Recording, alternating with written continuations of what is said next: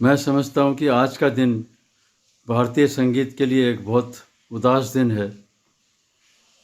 हमारी लता दीदी हमको छोड़ के चली गई, लेकिन ऐसे लोग कभी जाते नहीं हैं। उनका संगीत, उनकी आवाज़ हमारे दिल दिमाग पर छाई हुई है और छाई रहेगी। बरसों से उनका गाना सुनते आ रहे हैं, बचपन से। मैं नहीं समझता हूँ कोई भारतीय उनसे अछूता रहा या कोई एक दिन ऐसा गुजरा जब लता जी की आवाज़ हमको सुनाई न दी हुई हो।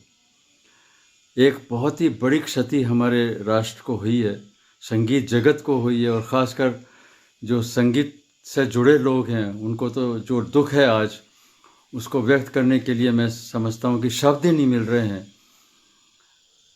पूरे समय उनका संगीत हमारे दिल दिमाग पर, उन्होंने हर गाने को इतनी अच्छी तरह से प्रस्तुत किया, क्या भाव लाई कि कैसी हीरोइन के साथ में कैसे मैचिंग आवाज़ होगी, इस बात का बहुत ध्यान रखा गया। और मैं समझता हूँ एक पार्श्व गायिका को सबसे बड़ा जो ये होता है, उसका जो सक्सेस का मंत्र होता है वो ये है कि हीरोइन के साथ उस आवाज़ मैच हो जाए, और लता जी इसमें माहिर थी।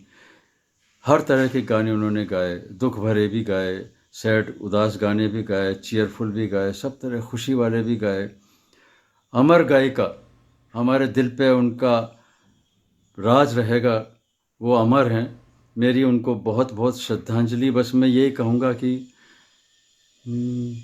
मेरी आवाज़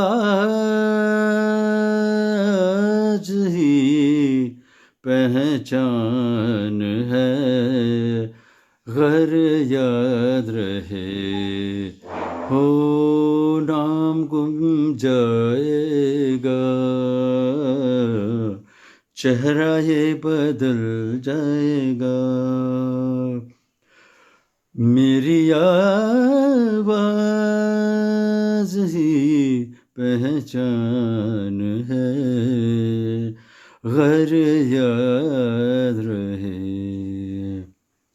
मेरी अश्रुपूर्ण श्रद्धांजलि लता जी आपको। जैसा कि हम सभी को पता है कि आज हमारे देश को ही नहीं पूरे विश्व को एक अपूर्णीय क्षति, लता जी का निधन सुन के बहुत धक्का सा लगा। ऐसा लगता है ना कि कुछ लोग दुनिया से जाने के लिए आते ही नहीं हैं। उन्हीं में से एक लता मंगेशकर जी। लता जी के बारे में क्या कहे दोस्तों, वो इतनी बड़ी हस्ती है कि उनके लिए कुछ बोलना मतलब शब्दों की कमी, मुझे ऐसा लग रहा है अभी मुझसे बोला भी नहीं जा रहा है। बॉलीवुड इंडस्ट्री को मुझे लगता है कि जो सुरों की पहचान कराई है वो लता जी की सिंगिंग से ही हुई है। लता जी ने अपने गीतों के ज़रिए इतने खूबसूरत गिफ्ट हमें दे के गई हैं वो, कि हम आने वाली सदियों तक, आने वाली पीढ़ियाँ इन गीतों को सुनेंगी, हमारे कानों में गूंजते रहेंगे ये गीत, और वो हमारे साथ हमेशा रहेंगे। मतलब मुझे ऐसा लगता है दोस्तों, जैसे अमिताभ बच्चन जी को सदी का महानायक कहा जाता है, वैसे लता जी इस सदी की महानायिका थी। उन्होंने एक रचना के ज़रिए शहीदों को श्रद्धांजलि दी थी, और मैं आज उसी रचना के ज़रिए लता जी को श्रद्धांजलि देना चाहती हूँ। आप सभी मेरा साथ दीजिए।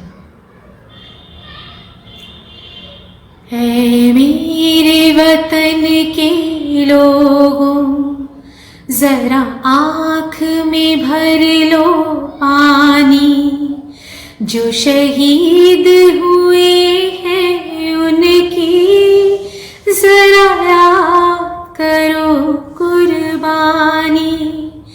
तुम भूल न जाओ उनको, इसलिए सुनो ये कहानी, जो शहीद हुए हैं उनकी ज़रा याद करो कुर्बानी, ज़रा याद करो कुर्बानी। भगवान से यही प्रार्थना है दोस्तों कि भगवान उनकी आत्मा को शांति दे।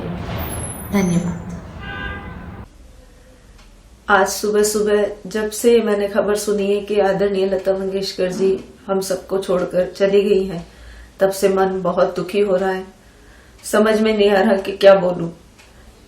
मेरी गुरु, मेरी आदर्श, मेरी प्रेरणा लता मंगेशकर जी ही थी और मैंने उन्हीं को सुन के गाना सीखा था।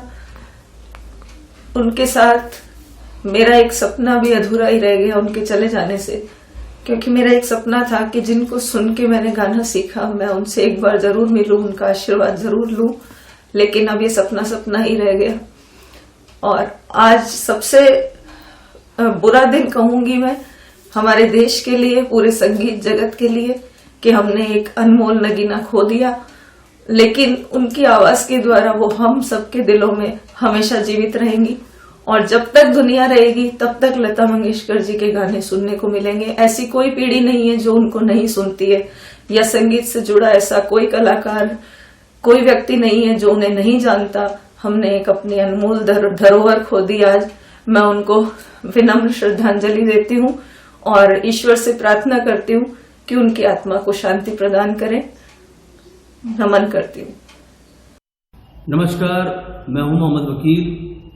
आज सुबह सुबह जो एक बहुत ही दुखद समाचार सुना है कि आदरणीय लता मंगेशकर जी इस दुनिया को छोड़कर चली गई, वो हम सब के लिए बहुत दुखदायी है, क्योंकि जो लता मंगेशकर जी ने गाया वो कोई नहीं गा सकता। जब तक ये दुनिया कायम रहेगी तब तक लता मंगेशकर जी का नाम और उनका काम हमेशा जिंदा है, जिंदा रहेगा। हमेशा लता मंगेशकर जी अपने चाहने वालों के दिलों में जिंदा रहेगी। यूँ तो हर इंसान गाता है, लेकिन उनके गाने का जो एक अंदाज था और जो एक तासीर थी वो सीधा दिल पर लगती थी। हम हमेशा हमेशा उनको मिस करेंगे। मेरे लिए बहुत बड़े सौभाग्य की बात है कि 19 मार्च सन 2001 को एनके पिसालवी साहब के बंगले पर मैंने उनके सामने हाजिरी दी, उनको 1.5 घंटा गाना सुनाया। और ये मेरे लिए सबसे बड़ा अवार्ड है ज़िंदगी का कि जब सालवी साहब ने लता मंगेशकर जी से मुझे मिलाया तो लता जी ने कहा कि मुझे याद है, इस बच्चे को मैंने सुना है, कुछ टाइम पहले सारेगामा में इसने गाया था और इसने रफ़ी साहब का भी कोई गाना गाया था और केसरिया बालम भी गाया था। और उन्होंने मुझे कहा कि केसरिया बालम सुनाओ, और जब मैंने गाया तो उन्होंने कहा कि केसरिया बालम सब लोग गाते हैं लेकिन राजस्थान वालों से अच्छा कोई नहीं गा सकता। तो ये मेरे लिए बहुत बड़ा सौभाग्य है। जब तक ये दुनिया है, जब तक लता मंगेशकर जी का नाम और उनका काम हमेशा जिंदा रहेगा और लता जी हमेशा हम सब के दिलों में जिंदा रहेंगे। नमस्कार। पे छा गए गम आपके जाने के बाद, कितने तन्हा हो गए हम आपके जाने के बाद। हमारी लता दीदी सरस्वती देवी जो एक नायाब शख्सियत, आला फनकारा और सबके दिलों में राज करने वाली, इस दुनिया से अलविदा कह गई। आज संगीत, संगीतज्ञ और सारा संगीत जगत शोक में है और इस शोक को ता जिंदगी कोई भी भुला नहीं सकता। लता दीदी भारत रत्न, और सही कहा है अहमद भाई ने, आज की सरस्वती देवी।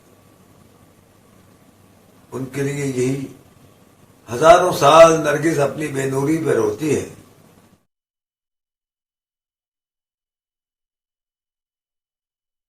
ना ऐसी फनकार आई थी, ना आई है और ना आएगी। संगीत जगत में अंधेरा हो गया।